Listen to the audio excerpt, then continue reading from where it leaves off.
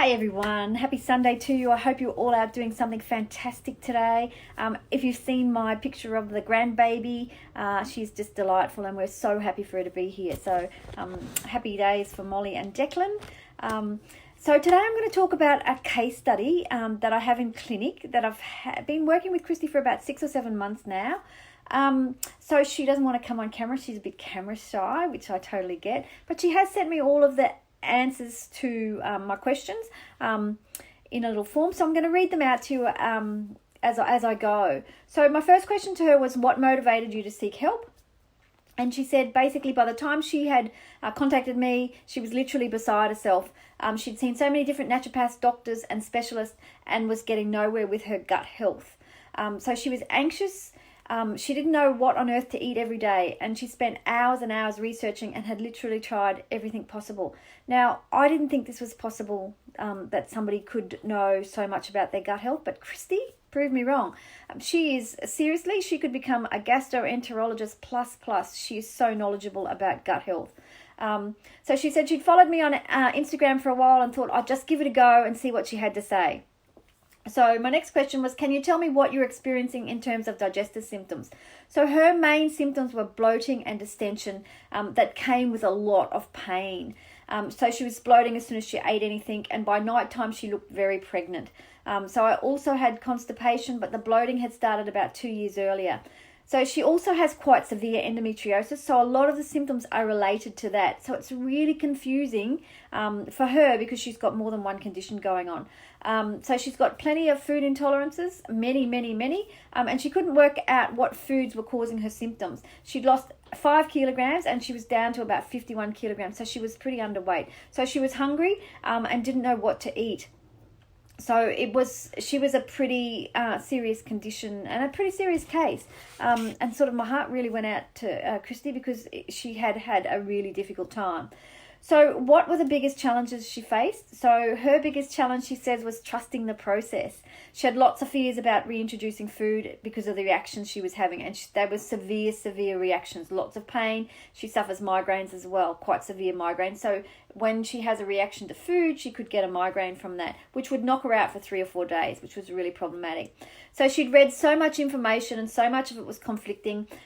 She said she didn't really trust anything or anyone anymore. So much of the joy in her life comes from food and eating in a social setting with family and friends. She'd completely lost all of that. And she was really overwhelmed about what she should eat. And I see this quite often. I see people who, stop going out, stop enjoying their life, essentially because they don't know what to eat anymore. So my next question was, what results have you received from the treatment plan we put together? So she's been able to find enough foods that are her safe foods. And these foods she can eat. Doesn't mean she has no bloating. No, she still has a little bit, but it's not like it used to be. So no bloating and no pain. Plus this just blows my mind, and I'm so proud of her that she's persisted because it's a tricky business trying to reintroduce foods. So she's been able to introduce around 25 new foods, which is huge, really. It's really huge. So many of the foods do give her symptoms, but because she has safe foods, she's continually able to try foods, whereas before she couldn't do that. She just didn't know what she reacted to, but now we've sort of worked out what foods give her a little bit of reprieve when the bloating gets too much for her. She's still got a way to go. I reckon she's probably got another year in her because it's a slow process because we wait. We introduce a new food, then we wait a couple of days to make sure she doesn't get a migraine, bloating, all the other things. Christie also takes plenty of heavy-duty medications as well for her endo. So it's really quite a complicated process to figure out what's causing what with her.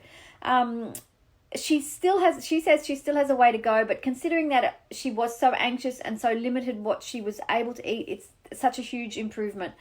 She can now eat out with her family. It's still not easy, and sometimes when she comes home she doesn't feel great, but she's more confident that she can manage the symptoms now better than ever before. And it's changed her life with her son and her husband, so that's really great. So what's one thing that she loved about working with me?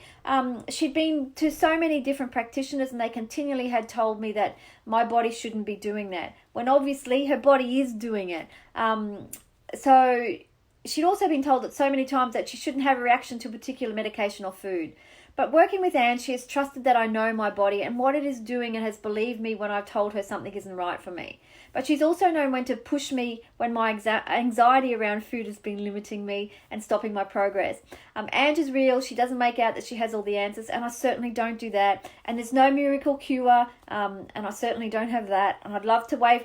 Christie is one of those people I'd love to wave my magic wand over and make her better, because she's such a difficult case, and she's so diligent in everything she does, in the food she prepares and how she goes about the process. So if there was a magic wand, she'd be the person I'd be using it on.